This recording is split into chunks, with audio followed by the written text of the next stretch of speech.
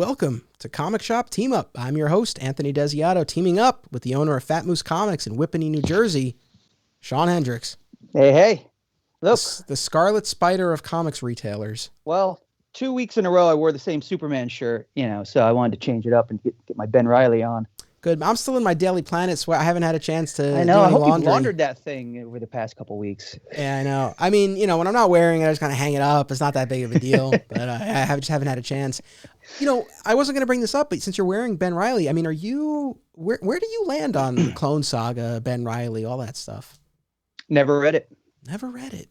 Well, when that stuff started, I immediately was I dropped Spider-Man. I was reading Amazing, and I just got the first couple issues, and I was like, no, you can't tell me that this hasn't been my Peter Parker this whole time, that, it's been a clone, and Ben Reilly's the real Peter Parker. And I dropped Spider-Man for years. Plus, at that time, I was collecting a lot of books, and, money's an issue. And I just couldn't afford it, and all these tie-ins and spin-offs. And so I never read it. I'm curious someday, maybe I'll read it just just to see, but I know the main gist of it, the story points and everything, and it just didn't interest me back then. Fair enough. I mean, to be honest, I don't know. I have a soft spot for it because that was really my entry point to Spider-Man. And I also read it almost entirely as back issues. And so I knew the ending going in, and that definitely helped. Like I could totally see how, especially if you were a longtime Spider-Man reader reading this as it was happening, how it would be like, what the hell is this? So that wasn't, so that wasn't my experience, but to go back now, I mean, at least the outcome, I mean, there are some strong stories in there. It's the sort of thing where if I or another Spider-Man fan were to make you a list of the highlights of that time, I think you might enjoy certain stories. I mean, Amazing 400, where Aunt May dies, which of course was later retconned, but very emotional issue. Like that was definitely one of the strongest issues of that time period. So there's some good stuff in there. Well, that's the beauty of owning the shop. I could just order like an omnibus, read it, and then put it on the shelf and sell it. Yeah, that's true. Well, it's funny because you were my guest on the series premiere of my podcast, My Comic Shop Book Club, and we talked about All-Star Batman, and then we were kind of throwing around ideas for other stuff, but I was surprised that and this is not a condemnation. I was just surprised you didn't have All-Star Batman and Robin, and then I think Heroes in Crisis was the other one we were talking about. You didn't have? No, I have them in single issues. Okay, but not in trade. And they're all bag boarded in boxes in my sister's basement, an hour away from me. No, but I meant at the at the store to sell. Oh, at the store. Well, that was a result of when Matt had the store, he didn't keep up on that kind of stuff. If something sold out, he wouldn't reorder another one. And he had asked me at some point back when I was working Sundays for him, to make a list. He goes, go through the trades, write down a list of these, titles that every comic shop should have. Watchmen, Old Man Logan, Secret Wars, stuff like that. So I did. I spent my whole day, wrote a list of 40 books. He didn't order a single one of them.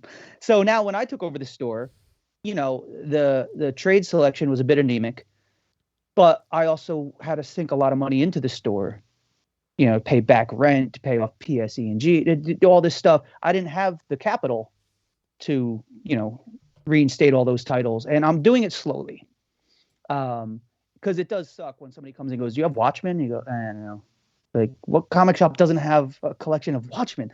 So I'm actively every time I make an order for Diamond or for Lunar, and now apparently it's going to be Penguin Random House, I always throw in a couple of extras, of trades, like classic trades that are always going to go. Stuff like the Umbrella Academy because of the Netflix series, things like that. So, but I can't be like, here's, an $800 order of just trades that, I can't. Not yet. I will. Yeah.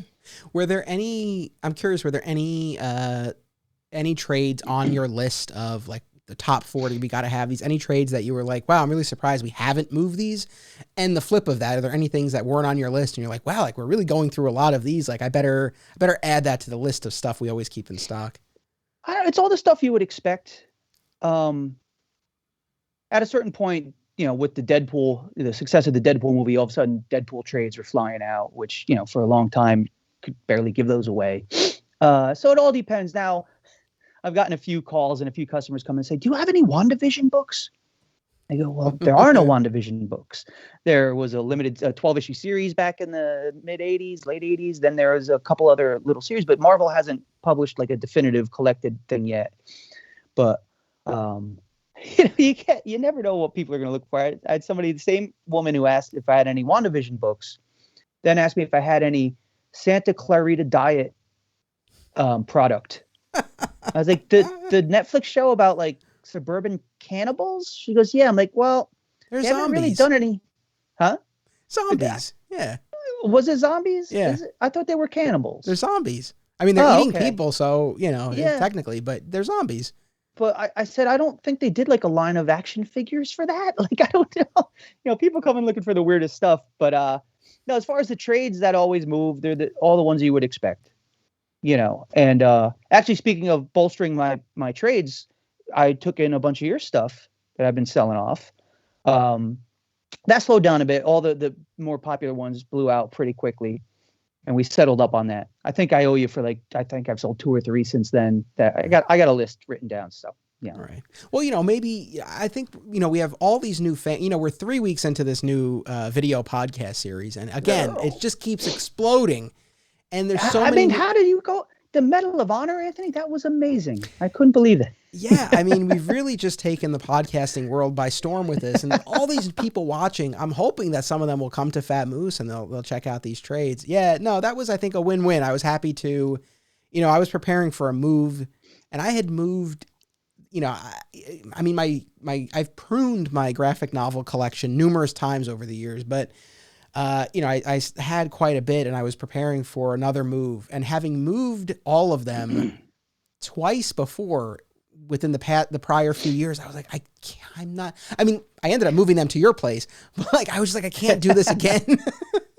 So I did bring a bunch of stuff to you. That was actually, I was thinking about this. This is sad. That was the last time I was at a comic shop. Was really? March 2019. No, 2020. What year is it? March 2020. 2020. Yeah, March 2020. The year it all went to hell. Yeah. Was the last time I was at a comic shop. It was one of my last outings, my last pre-pandemic outings. I came to you, we recorded a couple of podcast episodes. I brought you the trades. At that point, the COVID was, we were worried about it, but didn't know really what was going on. We had no idea what that was going to turn into. My God. Yeah. So it's sad to think about, but I'm glad, honestly, I'm glad that I made that trip. I'm glad we got to have that, that experience and do those recordings and everything. But yeah, that was my last, and that was the last time I was at a comic shop inside. I did. Right. I've done a couple of, I mean, I've literally driven by a few times because there's a sushi place now that we pick up food from. That's right by there. And one day I poked my head into for literally 5 seconds. And I said, hello. I saw a few of the crew was, they were masked, but they were all mingling. They were sitting on the couch in front. And I poked my head in and I was like, okay, bye. And that was it. Well, see, that's the thing too, is a lot of my customers, they're working from home. A lot of them are just getting their groceries delivered, or, maybe they'll nip out to a quick check to get something. But the only place they're coming is my store. And they're so happy to be there. And it's, I try to make it welcoming and fun and warm and happy, that they want to hang out for an hour, 2 hours. And it's all right, that's great, but I got so much work I got to do. And it's hard to do some of that stuff when, you have a customer. Especially when they want to talk about, oh, did you see this? Did you hear that? Did you read that? And it's I was trying to pay the phone bill, but okay, never mind. Well, I'll do that later. Yeah. Oh, so you've given me a couple of entry points here, and I haven't taken one yet, but I'm going to now because you mentioned WandaVision and you mentioned them wanting to talk about stuff. That was actually what I wanted to talk to you about in this episode, because again, I'm not, as I just said, I'm not at a comic shop, and even absent a pandemic, my store is long gone now, so I don't have that place that I'm at all the time. And I'm just curious what's the word on the street? We talk about the Snyder Cut, and I'm curious because, I see this stuff online, right? And that's one thing, but I'm very curious, what do people say when they come into the store, about that, for example? overwhelming majority of opinion that I've experienced is huge improvement over the Justice League. A little too long, a little too ponderous, a lot of slow motion, a lot of long establishing shots. Oh, Bruce Wayne is going to Iceland to find Arthur Curry. Here's a 10-minute setup of him with the horse, and now he has a campfire. Now he's cresting a mountain. Now he's looking down at the town. It's like we get it. Like, just go. Here he is. The 30-second shot of him heading towards that town, and boom, he's in the town. Stuff like that. And then people have made fun of stuff like Aquaman, when he jumps into the water, tells Bruce Wayne to piss off, and these girls start singing that random song, and the girl's smelling his sweater. It's like, what does this add to anything? So just a lot of that, and everybody feels like the nightmare scene at the end, that last 20 minutes or so, was cool, but pointless, because odds are he's never going to get to follow up on that. And to to Zack Snyder's credit, he said in an interview that, look, I know I'll probably never, get another bite at the apple, so I'm going to be as self-indulgent as I want to be. And this shows. Oh, and the other thing people talk about is, especially after all the property damage in Man of Steel, when Wonder Woman saves the students and stuff from the terrorists, super speed, bing, bing, bing, bing, bing, zip, zap, throw that guy against the wall. One guy left. He's changing the clip in the machine gun. She could have zip-zapped right up to him, flick him in the head. Instead, she's got to do this thing, blow the whole front of the building out. It's probably like this, thousands of years old building where this museum is, and this debris and rubble raining down on the police. This guy's vaporized, just his hat's floating in the wind. That was a little unnecessary, I would have loved to seen an edition where she comes out like, "You're welcome, I've saved you all." And they go, "You killed 4 cops. Officer Stimpson has got a giant rock on his head. Why did you do that?" But generally, though, it's been positive. It's just those nitpicky things here or there, All right. Do you have any customers who are like really into it? Not really into, not to your degree. I mean, not many people have a Zack Snyder tramp stamp. I mean, could you show that off for the camera? Is that? We'll save that for the season finale. We'll save it for that. I mean, no, it was genuinely, generally and genuinely positive, but just, everybody was like, you could have probably cut a good 40 minutes out of that thing, and it wouldn't affect the story. It wouldn't change things. Yes, but. Yeah, you probably oh, could. You're right. Here we go. It's fine. Into Zack Snyder defensive mode. Here we go. I love this. This is great. Yes, you probably could. I don't dispute that. It's funny because Phil-tastic Phil, who does our artwork. Good man. Great man. I'll do you one better. He's a great man. And he messaged me, and Phil, because I've done a number of episodes now of Digging for Kryptonite, my Superman podcast, about Snyder stuff, and I've had a few people, including Phil, write to me and say, I mean, it's varying responses, but the gist of it is like that the podcast kind of got them to look at the movies in a different way. Maybe it didn't totally turn them around on it, but they were at least willing to watch them again, or they kind of reconsidered them a little bit, and that's wonderful. I appreciate that. But Phil wrote to me and he said, I think he asked, do I think Snyder could have made a 2-hour version of it that would have been better than Justice League, or would have been as good as the full-on Snyder cut? I think that was his question. And do I think I think a 2-hour Snyder cut definitely would have been better than Justice League. For anything would have been better than Justice League. Justice League was a Frankenstein. These were two directors with very wildly different styles. So that was never going to work. So it definitely would have been better than Justice League. I mean, do I think it would have been better than the 4-hour Snyder cut? No. I mean, because I think, there was so much that was able to breathe. And were there a few sequences that, maybe just kind of set the mood and the atmosphere more than they really added to the story. Fire the damn arrow already. Here's what we have to talk about the arrow. We have to bless the arrow. We have these long lingering shots. Shoot the damn arrow. Come on. There's a crisis afoot here. I got to tell you, though, those 4 hours that morning, man, it was magical. I could have watched more. I have to applaud you for that maniac move of getting up at 3 a.m, taking a power nap, getting up at 3 a.m. I'm 40 minutes into your podcast about the Justice League with, is it V. Ken Marion, right? Yeah. What's the V stand for? Nothing. It's always been bothering me. It's V. It's just a V? It's V.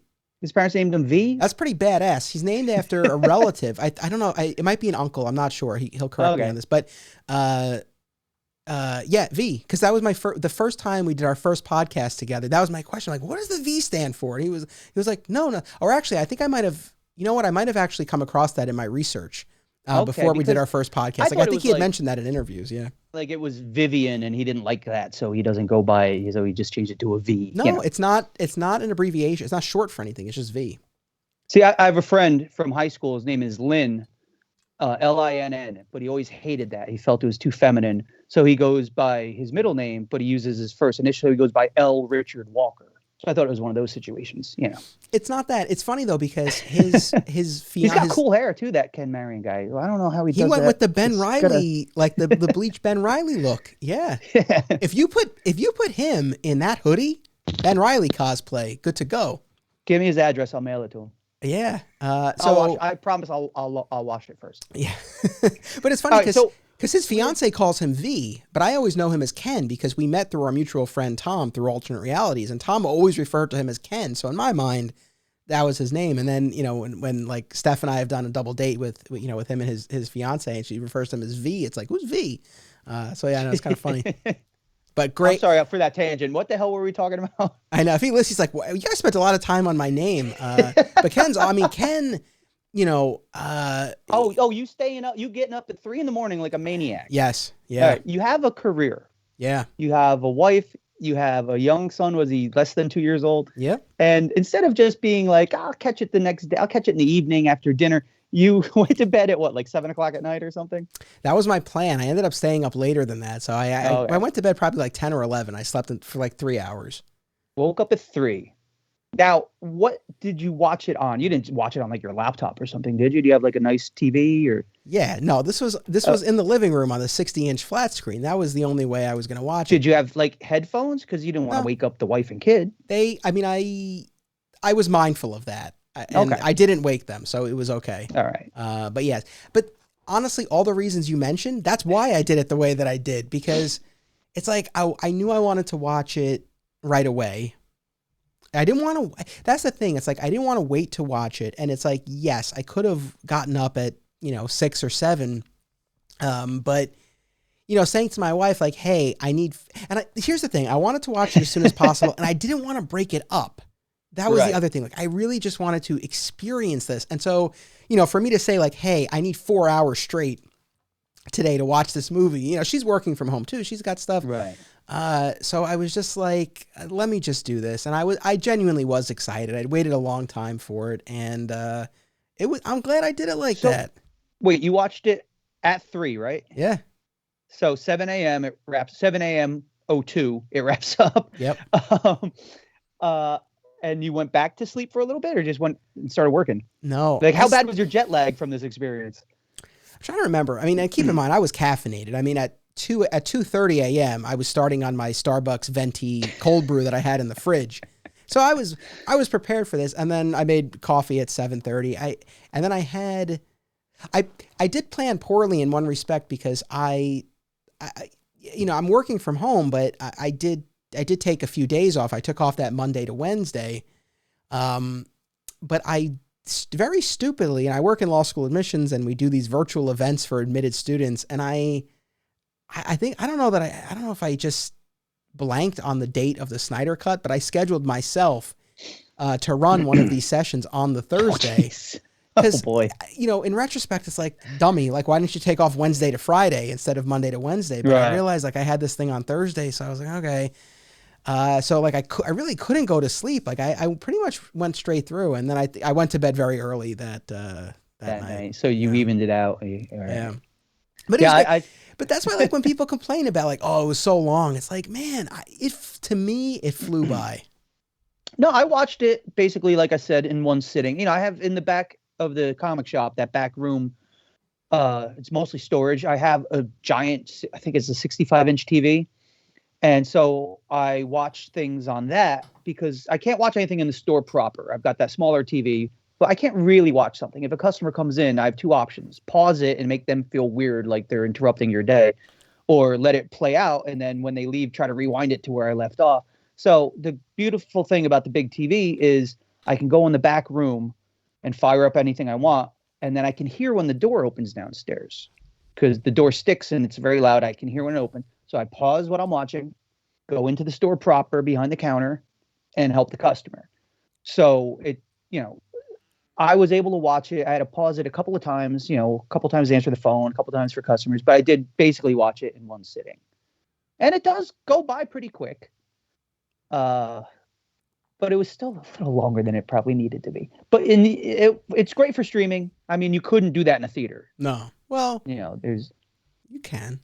You can, but you wouldn't because you want to turn over those seats as quickly as possible. Right. You want to get as many showings of a movie in one day as you can. So when it's 4 hours and 2 minutes, that's going to cut into your ticket sales because the people are sitting there twice as long. True. And and Ken Ken and I talked about this in our podcast. I just call him V. I don't know. He answers to V. It's fine. He's fine with because I asked him this and he's cool with either one. Okay. I love having him on Digging for Kryptonite in particular because we don't agree on every single thing when it comes to Superman, but I feel like we're aligned on a lot, and it's just it's like what you hear is really just like two friends who like Superman like comparing notes. It's not like there's if anyone's like, oh, I wonder what they sound like when they're not recording. It's that. I mean, that's really it. But the Superman circle jerk. but one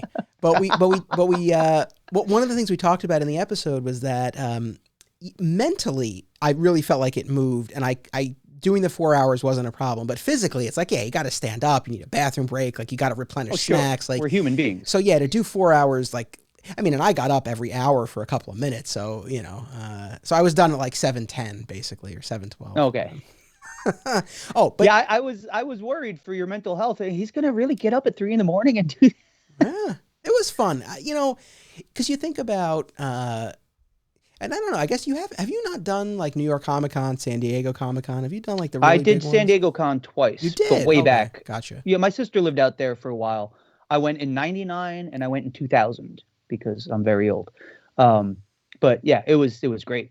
Yeah. But that's the thing. It's like you do stuff like that. Or I remember make myself sound old, but like back in the day before, like when it was truly a midnight opening of a movie. Yeah. I mean, I did stuff like that all the time. I mean, the summer that I took the bar exam, I remember I was in the midst of bar prep, and it was the midnight opening of Avengers and Amazing Spider-Man, and was Dark Knight Rises, or was that early? Oh, and Dark Knight Rises. And I did midnight openings for all three of those. I mean, and it was fun. I mean, I'm glad that now they're earlier in the evening. Yeah, now you can catch it like 7 o'clock sometimes. But like back when there were movies to go to. Yes. No, but I've done stuff like that. When I was younger, I remember sleeping outside to get Rolling Stones tickets for the Steel Wheels tour, like stuff like that. But, I'm going to be 49 in like, I don't know when this is going to be on. I may already be 49. April's the 30. It's the third week of April. Okay. All right. My birthday is the 15th. Just, Your birthday passed a few days ago. Okay. So Happy belated. I'm 49. Sorry. Ever since the blip, I've been, I don't even know how old I am anymore. That's what I want to, that's the other thing. But I can't do that crap anymore, man. I'm tired all the time. I know. That's the other thing I wanted to ask you about. And you know what's funny? Being old? No, not being old, but it's a different rhythm doing these short episodes. Yeah. Because we're already like 10 minutes over what I was planning for the length of for this. Sorry. No, but it's. Are you surprised though, considering you and I have? It's fine. I mean, look, earlier this month I put out an episode of Digging for Kryptonite with Rich Roney, the elder statesman of alternate realities. That was 2 hours and 45 minutes. Yeah, I didn't get to that one yet. Although by now I may have. I don't know how time travel works. It's good. It's just like I'm so proud of it. Like I'm really proud of it. So I don't know if people are going to look at that and be like, whoa, I can't even attempt that. But I really hope people do, because we talked all about all the pre-crisis origins of tellings of Superman's origin, and it was a lot of fun. Hold on 1 second. Yes. I'll be right back. That's fine. Come here. So Shawn has just walked away. Sorry. in the my cat middle of our episode. My cat was getting into mischief. I had to all right. dissuade him. I was gonna try to get him on screen. He's adorable, but no. Well, I figured we'd get a ratings bump from a cute cat. That's true. Well, that was a very real. That was a very real moment. But listen, I did want to ask you. No, listen. Before we sign off for this third installment of Comic Shop Team Up, we talked about Snyder Cut, and Yes. it's funny. Despite doing a 2.5-hour episode on my other show, I was still able to do 10, 15 minutes on it here. But WandaVision and Falcon and Winter Soldier, those are other big things happening now. What are you hearing at the shop about those? Well, with WandaVision, they dropped the first 2 episodes at once. Yeah. So a lot of customers like, what the hell is this? A sitcom crap. I don't want to. So if I want to watch this, I'd watch, Mary Tyler Moore or Dick Van Dyke. I said, no. They're doing something. They're building to something. Give it time. Have faith in it. Like I applauded that it was so experimental in the storytelling, that it didn't hold your hand through it, So a few of my customers who absolutely hated the first couple episodes, by like episode 4, when you see outside the hex, they're like, oh, I'm all in. It was a few people seemed disappointed with the finale, but that's the problem, with speculation. Everybody's like, oh, it's going to be Mephisto. It's going to be this. Doctor Strange is going to show up, and you write the narrative in your head, and when it doesn't do exactly what you wanted it to do, people get upset. But it's like, well, if it did exactly what I wanted it to do, then there were no surprises, and like, what's the point? I just write my own fan fiction. So everybody loved it eventually. And then a few people, like I said, were kind of down on the ending of it, but I thought it was great. I thought it was really cool and a really nice experiment, in storytelling. And Falcon and Winter Soldier, well, that wrapped up already. What a surprising ending. I can't believe. I think we might have Mephisto. One. We might have one left. I think there might be one left. Can't believe it was Mephisto. No, and then Doctor Strange showed up and Agatha all along. No, but listen, on a serious note, you hit the nail on the head, or you got at this, because this is something that I've been thinking about. I enjoyed WandaVision a lot, but there was an expectation that wasn't quite met, but I don't think it was so much that, I don't think it was my fault. I'm really starting to feel that Marvel is playing into their secretive nature too much. And by that, I mean, it's like, if you watch, when any of the actors go on the talk shows, right? It's the same patter between the host and the guest. It's like, you're in a Marvel project. I know you can't say much. They're all like, yeah, I know I can't say anything. They're going to listen, and they'll come and get me if I say anything. And I just think this level of secrecy around it amplifies the expectation. And honestly, if they had all just come out and said, look, there are going to be some fun things if you're a Marvel fan, there's some fun stuff in here, but honestly, we really just wanted to tell a really character-centric, character-driven story about grief and overcoming loss, and we really just want you to have an emotional journey. I think I would have enjoyed it more. Yeah, well, I mean, that's the thing when you release it, weekly like they did. It just builds expectation. It builds online fan theories and everything. And, you start to believe your own hype, I really was fairly certain Doctor Strange would show up, and was I disappointed? Not really. At the moment, I was like, oh, so, okay, no Doctor Strange. But then I realized, okay, he didn't need to be there. That wasn't about him. It wasn't about, oh, and look at this and look at that. And we brought in this, and the Tick is here too. It was, yes, I have a Tick just sitting here. They told the story they wanted to tell, and they told it in a really fascinating, experimental kind of way, and I applaud it. I think it was great. And then Falcon and Winter Soldier, much more straight up action, adventure, spy thriller, which that was supposed to be released before WandaVision. Oh, was it? Yeah. Oh, okay. That's the chatter on the net, was that was supposed to come out first. Because they felt originally like maybe WandaVision is a little too weird, but I guess with COVID, maybe they had to switch it because the WandaVision was smaller. So maybe you have to have as much, as many actors and things for safety reasons. I don't know, but yeah, from what I've heard, it was supposed to be Falcon and Winter Soldier first and then WandaVision. So. Gotcha. Well, it was interesting to kind of hear what's been going on at the shop, what people think about these movies and TV shows. I might have some follow-up questions in the next episode, and obviously some new territory. Yeah, a week from now we'll pick this up. But thank you once again, my friend. Thank you to everyone for watching. We'll see you next week. And until then, don't call on Wednesday.